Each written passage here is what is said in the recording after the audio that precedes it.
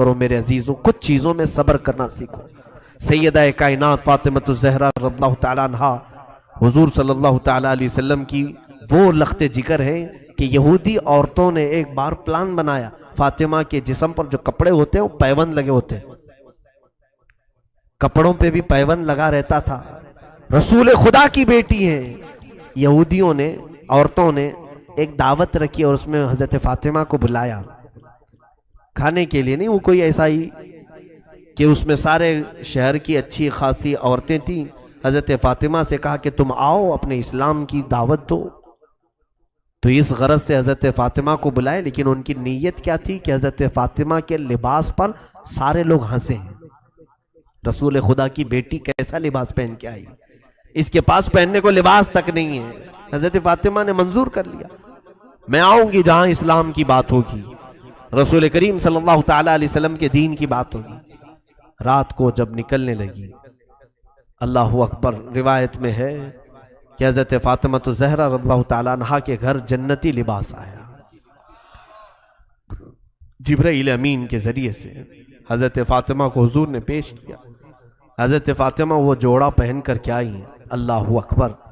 عورتیں بتاتی ہیں کہ وہ اندھیرے کمرے میں آئے تو پورا روشنی ہو چکی تھی، ویسا لباس ہم نے نہ کبھی سنا تھا نہ دیکھا تھا۔ پوچھا فاطمہ سے کہ فاطمہ ہم تو آج کسی فنکشن یا دعوت کے لیے نہیں بلائے تھے، ہم تو صرف تمہارے لباس کا مذاق اڑانے کے لیے آج دعوت دیے تھے، یہ لباس تمہارے جسم پر آیا کیسے؟ حضرت فاطمہ نے کہا، او خواتین، جب کوئی اللہ والوں کا مذاق اڑانا چاہے، اللہ تعالیٰ ان کے منہ پر ایسے رد کے لیے لباس اتارتا ہے کہ پھر دنیا میں ان کا کوئی جواب نہیں ہوتا۔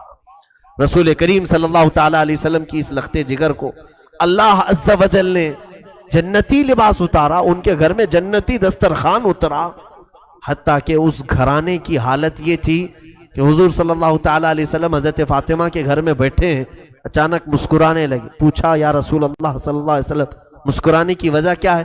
فرمایا جبرائیل وحی لے کر کے آئے ہیں، دروازے پر کھڑے ہیں، اندر نہیں آ رہے ہیں، پوچھ رہے ہیں کہ یا رسول اللہ یہ اہل بیت کا گھرانہ ہے، اگر اجازت ہو تو اندر آؤ۔ بے اجازت ان کے گھر میں جبرائیل آتے نہیں، قدر والے جانتے ہیں عز و شان اہل بیت۔ رسول کریم صلی اللہ علیہ وسلم کے گھر والوں کی یہ عزت ہے کہ وہاں جبرائیل بغیر اجازت کے داخل نہیں ہوتے تھے۔ اس فاطمہ الزہرا رضی اللہ تعالیٰ عنہا کی سادگی پر لاکھوں سلام۔ لیکن جانتے ہیں آپ، سیدہ کائنات فاطمہ الزہرا کی بات آج میں تھوڑی سی آگے بڑھا کر کے رخصت ہونا چاہوں گا۔ عورتوں کو بھی فکر کیا ہونی چاہیے، بچیاں اپنے باپ، اپنے شوہر اور اپنے بھائیوں کی بھی اگر آج فکر کر لیں، بہت ساری چیزوں سے یہ آزاد ہو جائیں گی، بہت ساری چیزوں سے آزاد ہو جائیں۔ ہو کیا رہا ہے کہ بچیوں کو ایسا لگتا ہے ہماری زندگی میں کل کام ہمارا مقصد کھانا بنانا، صبح دوپہر شام میں بچے ہوئے کپڑے دھلنا، ہانڈیاں مانجنا، اس میں سے بھی کوئی وقت بچ جائے تو سیریل دیکھنا، اس کے علاوہ ہمارا مقصد ہی نہیں ہے۔ میرے عزیزوں، سیدہ کائنات فاطمہ الزہرا کا ایک مقصد دیکھیں آپ، جانتے ہیں آپ رسول کریم صلی اللہ علیہ وسلم کی اس دختر نیک اختر جن کی ہمیشہ تمنا کیا رہتی تھی، فرماتی ہیں حضور صلی اللہ تعالیٰ علیہ وسلم نے جب حضرت علی سے ان کا نکاح طے کیا تو مہر مقرر کرنے کے لیے حضور نے خود ان سے مشورہ کیا، حضرت فاطمہ سے۔ حضرت فاطمہ رضی اللہ تعالیٰ عنہا اپنی وفات کے وقت، آخری دن ہے ان کی زندگی کا، جلدی جلدی کپڑے دھو رہی ہیں، گھر کا سارا سامان سلیقے سے لگا رہی، حسنین کریمین کو نہلا رہی۔ حضور کی وفات کے صرف 6 مہینے کے بعد آپ کا انتقال ہوا، ان 6 مہینوں میں حضرت فاطمہ کو کسی نے ہنستے ہوئے نہیں دیکھا تھا۔ 6 مہینے کے بعد حضرت فاطمہ الزہرا رضی اللہ تعالیٰ عنہ حسنین کریمین کو سارے کام کروا کر کے دے رہی۔ حضرت علی جلدی اندر داخل ہوئے، پوچھا کہ فاطمہ آج یہ اتنی تیزی سے کام کیوں ہو رہے ہیں؟ کہا میرے شوہر نامدار رفیق حیات، میں چاہتی ہوں کہ حسنین کریمین کو آخری بار اپنے ہاتھوں سے نہلاؤں دھلاؤں، مجھے معلوم نہیں کہ میرے بعد انہیں اب کون پہنائے گا، مجھے لگتا ہے کہ میری زندگی کی آخری ساعتیں آ گئی۔ تو حضرت علی نے غمناک لہجے میں دیکھا تو حضرت فاطمہ اندر گئیں، ایک طاق میں سے ایک چٹھی لے آئی، کہا کہ یہ چٹھی کھولنا مت، میرا انتقال ہو جائے تو میری قبر میں یہ میرے سرانے پر رکھ دینا، دفن کر دینا اس کو۔ مولا علی شیر خدا رضی اللہ تعالیٰ عنہ اپنی اس رفیق حیات سے ہمیشہ راضی رہے، ہمیشہ راضی رہے۔ حضرت فاطمہ سے کہتے فاطمہ کیا یہ راز مجھے بھی نہیں بتاؤ، اس چٹھی میں کیا ہے، کیا لکھا ہوا ہے؟ سیدہ فاطمہ زہرا رضی اللہ تعالیٰ عنہ فرماتی اے میرے سرتاج علی مرتضیٰ، جب آپ سے میرے نکاح کی بات ہو رہی تھی، رسول پاک صلی اللہ علیہ وسلم گھر تشریف لائے، کہا فاطمہ علی کے بارے میں تمہارا کیا خیال ہے؟ علی اخلاق میں بہت بلند ہے، علی تہجد گزار ہے، تقوی شعار ہے، کیا میں تمہارا نکاح علی کے ساتھ کروں؟ اور مہر میں علی کو میں نے 400 مسقال چاندی کی بات کی ہے، کیا تم اس بات سے راضی ہو؟ باپ اپنی بیٹیوں سے پوچھے نکاح کے متعلق، یہ بھی سنت مصطفیٰ ہے۔ حضور صلی اللہ تعالیٰ علیہ وسلم نے جب یہ ذکر کیا، سیدہ کائنات فاطمۃ الزہرا نے عرض کیا آقا علی سے نکاح تو منظور ہے لیکن مہر یہ منظور نہیں ہے، مہر یہ کم ہے، 400 مسقال اس زمانے کے بہت ہو جاتے ہیں۔ رسول پاک صلی اللہ تعالیٰ علیہ وسلم نے فرمایا اے فاطمہ تم مہر میں کیا چاہتی ہو بتاؤ، میں علی سے مطالبہ کروں۔ حضرت فاطمہ پوچھتی ہیں یا رسول اللہ صلی اللہ علیہ وسلم کیا یہ میرا نکاح اللہ کی مرضی سے ہو رہا ہے؟ حضور صلی اللہ علیہ وسلم نے فرمایا ہاں فاطمہ، میں نے خواب میں دیکھا ہے اللہ رب العزت کا حکم ہے کہ میں اپنی بیٹی کا نکاح فاطمہ کا نکاح علی کے ساتھ کروں۔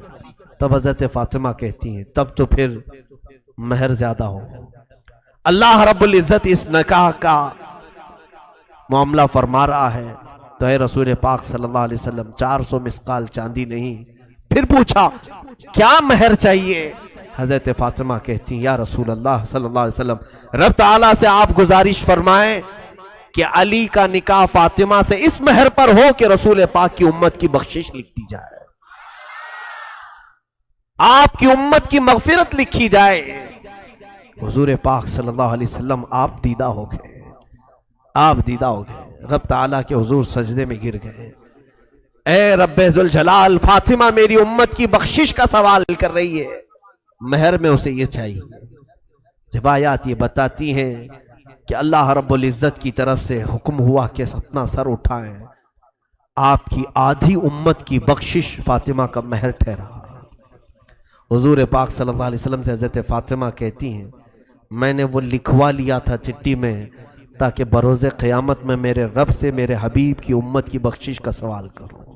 اے علی اس چٹھی میں اس کے علاوہ اور کچھ بھی نہیں ہے۔ یہ فاطمۃ الزہرا رضی اللہ تعالیٰ عنہا کی سوچ ہے۔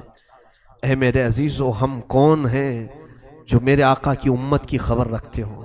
ہم میں سے کس کو یہ طلب ہے کہ رسول پاک کی امت گڑھے میں گرنے سے بچ جائے؟ یہاں تو گڑھے کھودے جا رہے ہیں، جتنے گرے تو اچھے ہیں۔ ہم میں سے کون یہ چیز کی خواہش رکھتا ہے؟ خود میرے آقا صلی اللہ علیہ وسلم فرماتے من لم یہتم بامرنا فلیس منا، جس نے اس حال میں صبح کی کہ میری امت کی بھلائی کا نہیں سوچا وہ میری امت میں سے نہیں ہے۔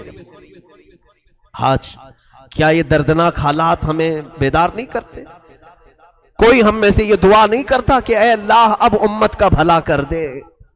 ہمارے نوجوان نسل جس راہ پر جا رہی ہے، ہم آنکھیں دیکھ دیکھ کر کے تاڑ تاڑ کر کے بھی اس کے متعلق نہ دعا کرتے ہیں نہ اس کے اصلاح کی کوشش کرتے ہیں۔ وہ حضرت فاطمہ تھی جو گھبرا جاتی تھی کیونکہ انہیں معلوم تھا کہ حضور کو اگر کوئی ایک درد ستاتا ہے تو وہ امت کی فکر کا درد ہے، امت کا غم ہے، امت کی بخشش کا درد۔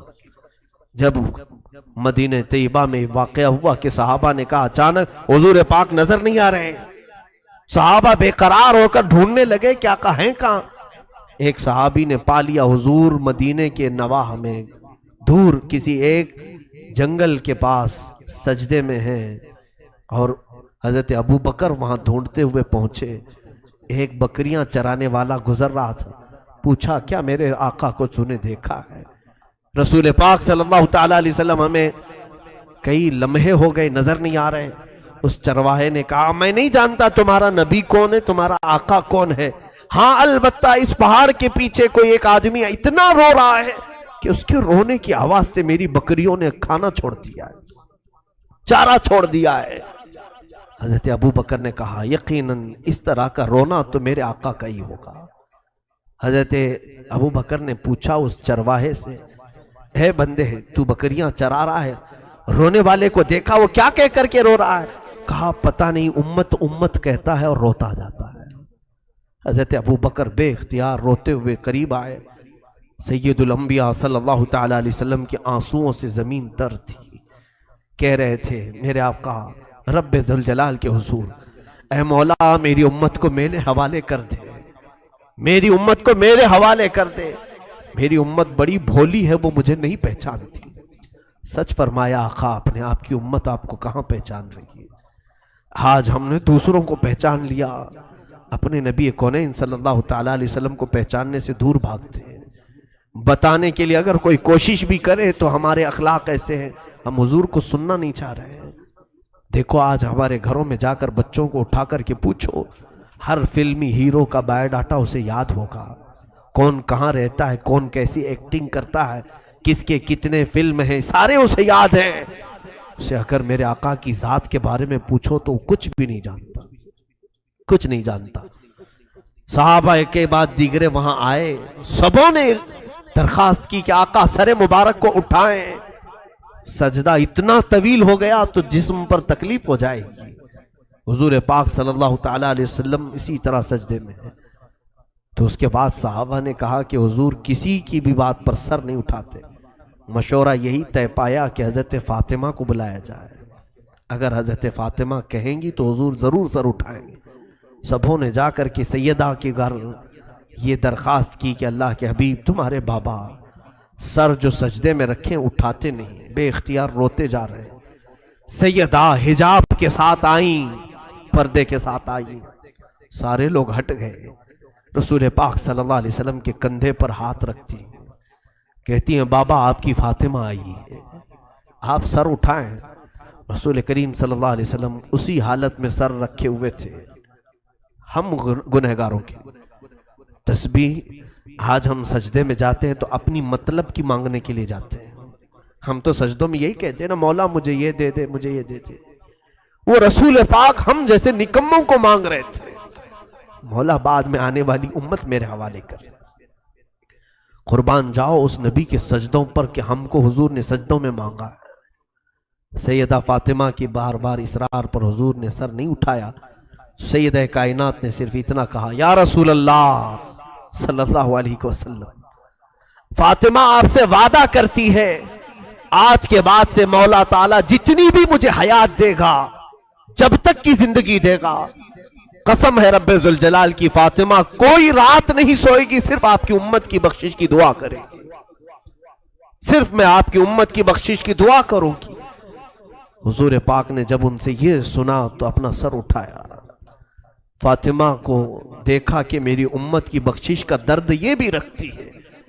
میرے عزیزو، ایک بیٹی کی ذمہ داری یہ بھی ہوتی ہے کہ وہ اپنے باپ کی فکروں میں ساتھ دے۔ باپ جس طرح کی فکر میں ہے اسی فکر میں وہ لگے۔ رسول کریم صلی اللہ تعالیٰ علیہ وسلم کی اس لخت جگر نے امت کا بوجھ اپنے اوپر اٹھایا، اور پھر روایات یہ بتاتی ہیں رات کے بعد وہ خود سجدے میں جاتی تھیں تو ادھر بلال حبشی کی اذان ہو جاتی تھی فجر کی، تب تک وہ سجدے میں رہتی تھی۔ ایسی محویت کا عالم ہوتا تھا کہ وہ کہتی تھی سر اٹھا کر کے کہ راتیں بہت چھوٹی ہیں، میرا پورا سجدہ نہیں ہو پاتا۔ اس سیدہ کائنات فاطمۃ الزہرا، لاکھوں سلام ہو، لاکھوں کروڑوں درود ہو ان کی تربت انور پر، زندگی گزارنے کے ہزار سلیقے ہمارے گھروں کو دیے ہیں۔ اور یاد رکھو، آج میری بہنوں اور بچیوں سے ضرور کہوں گا، جتنا کربلا تم سنو گی سب فاطمہ کی گود سے نکلے ہوئے شہزادوں کا ہی کربلا ہے۔ پوری دنیا کو اگر کسی نے حسن دیا ہے تو زہرا نے دیا، پوری دنیا کو امامت کا بادشاہ حسین اگر دیا ہے تو فاطمہ نے دیا ہے۔ پیر سے اپنے جھولا جھولاتی تھی، ہاتھ سے روٹیاں بناتی تھی، ہاتھ سے روٹیاں بناتے پیر سے جھولا جھولاتی۔ اس جھولا جھولانے کے وقت بھی کئی آیتیں ہیں پڑھتی رہتی تھی، طٰہٰ ما انزلنا علیک القرآن لتشقیٰ، کبھی یاسین والقرآن الحکیم۔ یہ قرآن کی صورتیں تلاوت ہو رہی ہیں، حسنین کریمین کو جھولے جھلائے جا رہے ہیں۔ یہاں تو ہم گانے فلاں فلاں چیزیں گا کر کے بچوں کو سلانے کی عادت ڈالتے ہیں. حسنین کریمین نے تو اپنی ماں سے قرآن کی لوریاں سنی ہیں. رسول کریم صلی اللہ تعالیٰ علیہ وسلم کا یہ گھرانہ جو پورے دین اسلام کو بچانے کا ضامن ہے. دیکھیں آپ حضور جب نجران کے عیسائیوں کے ساتھ مقابلے کے لیے بھی چلے تھے تو انہی گھر والوں کو لے کر چلے تھے. میں کل اہل بیت کے ذکر میں عرض کروں گا. سیدہ ظاہرہ طیبہ طاہرہ جان احمد کی راحت پہ لاکھوں سلام. یہ دنیا سے گئی بھی ہے تو اس شان سے گئی ہے.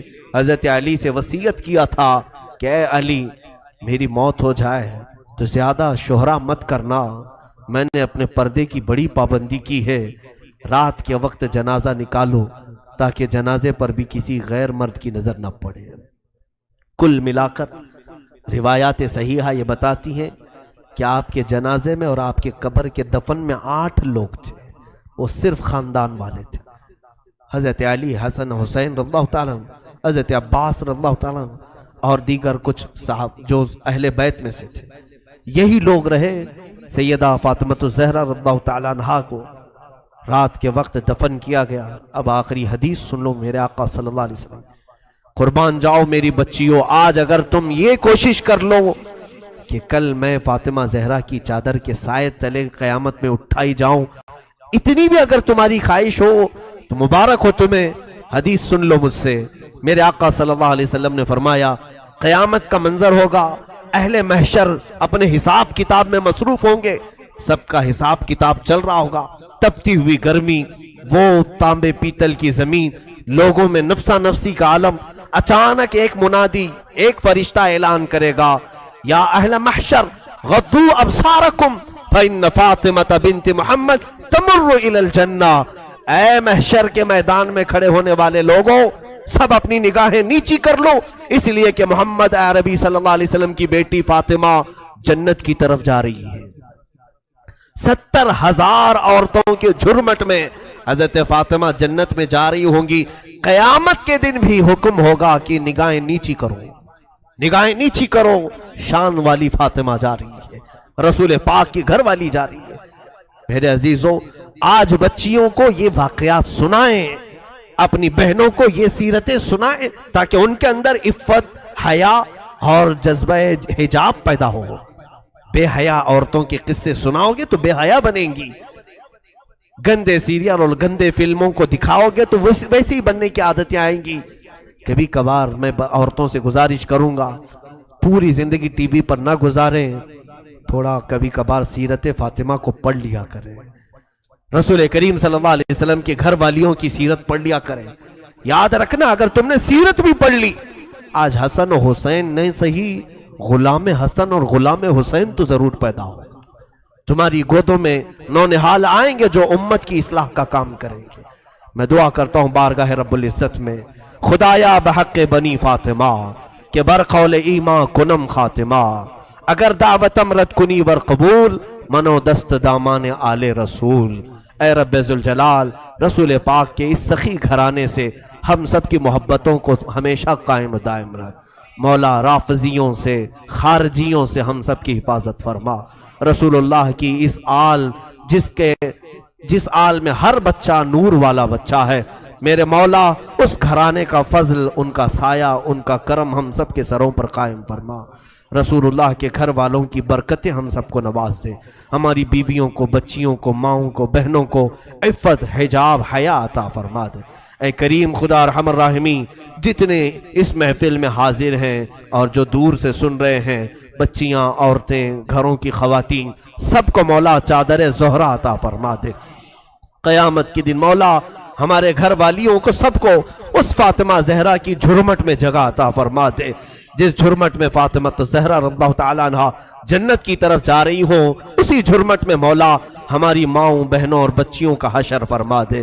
اے کریم خدا، آج پوری دنیا کو پھر سے فاطمہ کی ضرورت ہے جو ایسی گود سے حسن و حسین پیدا کرے، جو کربلا کے واقعات کے بعد پھر سے اسلام کو زندہ کرے. مولا ہم سب کو ایسی خواتین عطا فرما، ایسے اصلاح کرنے والے بچے عطا فرما. ہمارے معاشرے کو نظر بد سے محفوظ فرما. کریم خدا ہماری مجلسوں کو اپنی بارگاہ میں قبول فرما اور ہماری اس مجلس کو ہماری نجات کا ذریعہ بنا دے، قیامت کے دن اسی مجلس کو ہماری بخشش کا ذریعہ بنا دے۔ ابو جہل کے گھوڑے کو مارا اور نیچے گرا کر اس کے سینے پہ بیٹھ کر اس کی گردن قلم کر دی تھی، تاریخ میں موجود ہے۔ اور ان دو جوان شہزادوں نے، جوان بھی ہم کیا کہیں، ان فوان شباب، ابھی تو ان کے چہرے پر آئے بھی نہیں تھے اتنی جلدی ہی، لیکن کیا ہوا، وہ کیا کہتے تھے جانتے ہیں؟ انہیں پتا بھی نہیں تھا وہ مدینے کے رہنے والے تھے، مکہ کبھی نہیں گئے، مکہ کبھی نہیں گئے، مدینے میں رہنے والے۔ حضرت عبد الرحمن بن عوف اس جنگ میں موجود ہیں، بڑے صحابی ہیں، عشرہ مبشرہ میں سے۔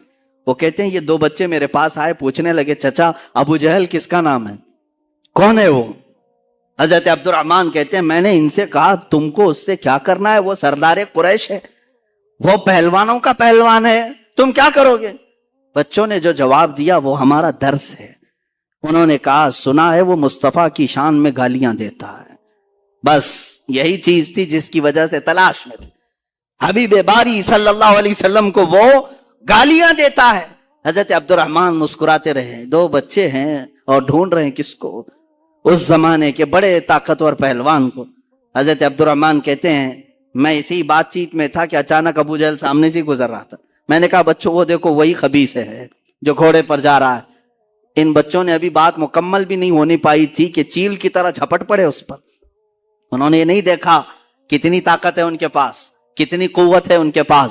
یہی میں بار بار دہراتا رہوں گا اقبال کا شعر، آئینے جواں مرداں حق گوئی وہ بے باکی، اللہ کے شیروں کو آتی نہیں روبائی۔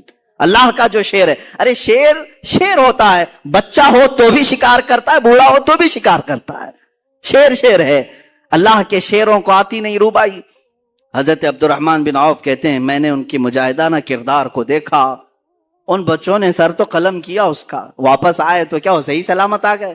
کافروں نے ان کو مارا، ایک شہزادے کے مونڈے پر تلوار ماری جو ہاتھ لٹک گیا، کٹ گیا ہاتھ پورا کندھے سے اور بغل کی چمڑی سے لٹکتا رہا۔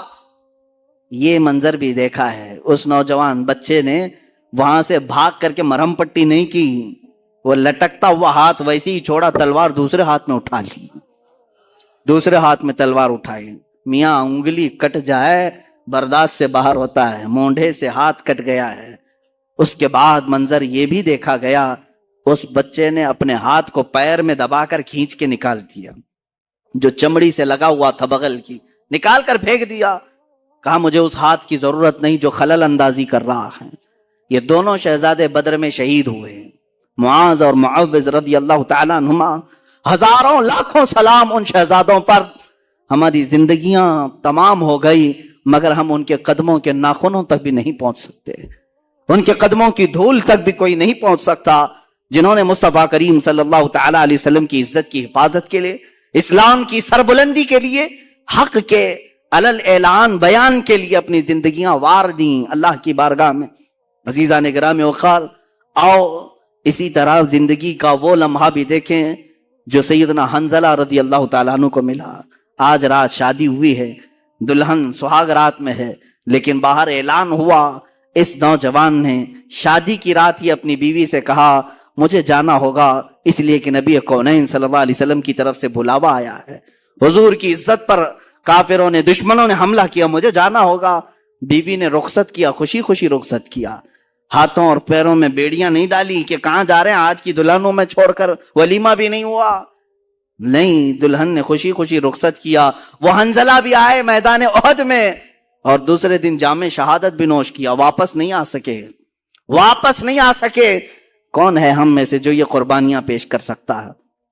اے نوجوانوں، باتیں کرنا بہت آسان ہے، لوگوں کے درمیان جواں مردی کی باتیں پیش کرنا یہ بہت آسان ہے، عملی میدان میں اتر آنا یہ بہت کمال کی بات ہے۔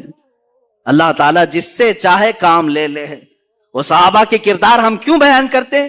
اس لیے بیان کرتے ہیں کہ تمہارے اندر سے بزدلی دور ہو جائے، خوف نکل جائے۔ تم جن چیزوں کو لے کر کے ڈرتے رہتے ہو، میرا کیا ہوگا، میرے بچوں کا کیا ہوگا، میرے گھر کا کیا ہوگا، کون ان کو دیکھے گا، میں اگر کہیں چلا گیا، مجھے اگر بند کر دیا، ظالموں نے مار دیا، یہ سوچ خالی تمہاری ہے۔ ان صحابہ کو کبھی ایسا سوچنے میں نہیں ملا؟ کیا ان کی بیویاں نہیں تھی، ان کے بچے نہیں تھے؟ ان مجاہدین اسلام کا کوئی تھا ہی نہیں؟ وہ جو اس طرح سے حضور پاک کے لیے نکل پڑتے تھے، اے نوجوانوں، ان کی بھی خاندان تھے، ان کی بھی جائیدادیں تھیں، ان کے بھی مال پراپرٹی تھے۔ سیدنا عثمان ابن عفان رضی اللہ تعالیٰ عنہ کے کتنے بڑے کاروبار تھے، کتنے بڑے پراپرٹیاں تھیں، لیکن مجھے یہ بتاؤ ان صحابہ کی پراپرٹیاں، جائیداد، مال، دولت، اولاد، باغیچے کبھی بھی حضور کے اور ان کے درمیان حائل نہیں ہو سکی، کبھی بھی آڑ نہیں بن سکی۔ فرق صرف یہی ہے کہ آج ہر چیز ہمارے سامنے آڑ بن جاتی ہے، آڑ بن گئی، مائیں آڑ بنتی ہیں، باپ آڑ بن جاتا ہے۔ اگر کوئی جوان اٹھتا بھی ہے، حق بولنے کی بات کرتا ہے، تو اس کے گھر والے ہی سب سے پہلے اس کے ہاتھ پیر میں باندھ دیتے ہیں، حالات خراب ہیں، تو کہاں جا رہا ہے؟ مولانا بولتے رہتے ہیں، ان کا کیا ہوتا ہے؟ تو مر جائے گا۔ یہی سب تو باتیں آتی ہیں۔ یہ بزدلی جو آج گھروں میں سکھائی جا رہی ہے، جن ماؤں نے اور جن بہنوں نے اپنے بھائیوں کو اس طرح کی باتیں سکھائی، مت جاؤ ان کی باتوں پر، یہ جوش کی باتیں کرتے ہیں، میدان میں لے جا کر کے مار ڈالیں گے، وہ خود تو زیف رہیں گے، تم اندر چلے جاؤ گے، مارے جاؤ گے۔ ٹھیک ہے تم اس طرح تربیت کر لینا، لیکن ایک وقت آئے گا جب تمہاری عزت پر حملہ ہوگا، تب بھی یہ جوان باہر نہیں آ سکے گا، نہیں کھڑا ہوگا۔ چیلنج کرتا ہوں، لکھ کر کے رکھ لینا، تم نے اس کو روکا ہے اللہ اس کے رسول کی رضا کے لیے، اللہ اس کے رسول کی رضا حاصل کرنے جانے سے تم نے روکا، تو پھر تمہاری حفاظت بھی یہ کبھی نہیں کر سکے گا۔ یاد رکھنا، جو اللہ اس کے رسول کی رضا کے لیے نکلنے والا جوان ہے، وہ سب سے زیادہ اپنے گھر کی حفاظت کرنے کا اہل بھی ہوتا ہے، وہ اپنے بھائیوں، بہنوں، ماں، بچیوں سب کی حفاظت کا اہل بھی ہوتا ہے۔ خیر، سیدنا حنظلہ رضی اللہ تعالیٰ عنہ مجاہدین میں ایک اعلیٰ کردار کا نام ہے۔ عمار بن یاسر، حضرت یاسر رضی اللہ تعالیٰ عنہ مجاہدین میں ایک اعلیٰ کردار کا نام ہے، اور سیدنا خالد بن ولید سیف اللہ المسلول مجاہدین کے ایک اعلیٰ شخصیت کا نام ہے، جنہوں نے حضور پاک صلی اللہ تعالیٰ علیہ وسلم کے ساتھ جنگیں لڑی، حضور کے زمانے میں بھی، حضور کے بعد بھی۔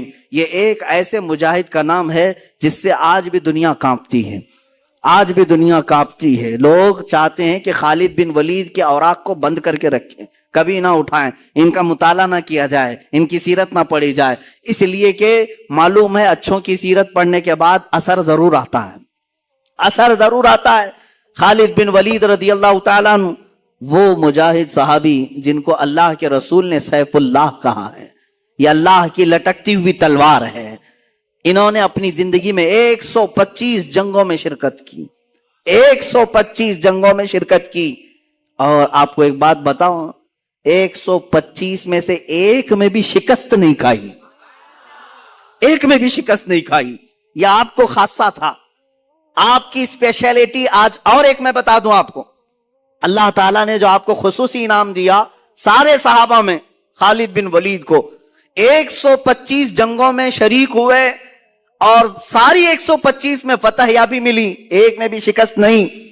دوسری خصوصیت آپ کی یہ ہے، دوسری خصوصیت، خالد بن ولید رضی اللہ تعالیٰ عنہ جن علاقوں کو فتح کیے 125 جنگوں میں، جن علاقوں کو فتح کیے، آج تک وہ علاقے کبھی کافروں کے ہاتھ میں نہیں گئے،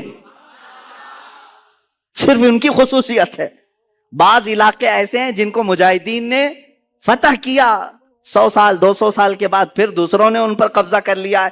ایسے کچھ حالات ہوئے ہیں، اور کچھ مقامات ایسے ہیں کہ جیسے مثال کے طور پر ترکی میں کئی مرتبہ ایسے حالات آئے، مصر میں ایسے حالات آئے، اور افریقہ میں کبھی کئی مرتبہ ایسے حالات آئے کہ جہاں مجاہدین اسلام نے ان کو فتح کر کے اسلام میں داخل تو کیا، حالات زمانہ کے بعد جیسے بغداد میں ہوا، پھر دوسروں کا قبضہ ہوا، پھر اسلام آیا، ایسا چلتا رہا۔ لیکن سیدنا خالد بن ولید نے اپنی زندگی میں جن علاقوں کو فتح کیا، اللہ نے وہ انعام آپ کو رکھا ہے۔ آج 1400 سال گزر جانے کے بعد بھی وہ علاقہ کبھی کافروں کے ہاتھ میں نہیں گیا، کبھی نہیں گئے۔ یہ آپ کی خصوصیت ہے سیدنا خالد بن ولید رضی اللہ تعالیٰ عنہ۔ اب ایک بات یہ بھی میں بتا دوں، وہ لڑتے تھے شہادت کے جذبے میں، ہمیشہ شہادت کے شوق میں لڑتے تھے، شہادت کبھی نہیں ملی، آپ شہید نہیں ہوئے۔ ایک بات یہ بھی، سب سے زیادہ جنگیں لڑنے والے، سب سے زیادہ فتح کرنے والے سب سے زیادہ سپہ سالاری کرنے والے شہید نہیں ہوئے، شہید نہیں ہوئے۔ حضرت خالد فرماتے ہیں میرے جسم میں، پورے جسم میں ایک بالشت جگہ بھی باقی نہیں جہاں تیر نہ لگا ہو، جہاں نیزے نہ لگے ہوں۔ تیر آئے ہیں، نیزے لگے ہیں، چاقو لگی ہے، پورے جسم کی بات حضرت خالد فرماتے ہیں ایک بالشت جگہ بھی باقی نہیں ہے کہ جس میں تیر نہ لگا ہو، پورے حصے میں تیر لگے ہوئے ہیں، پورے بدن میں۔ حضرت خالد فرماتے ہیں ہر تیر کے بعد میری تمنا ہوتی کہ میں جام شہادت نوش کروں، لیکن نہیں، جب آپ کی آخری عمر ہوئی اور آپ بستر پر آرام فرماتے ہیں، موت کے آثار نظر آئے، بستر پر موت آ رہی ہے، آپ اپنے گھر میں انتقال کیے، کسی جنگ میں نہیں۔ اس وقت حضرت خالد بن ولید نے کہا تھا دنیا کو میسج دے تو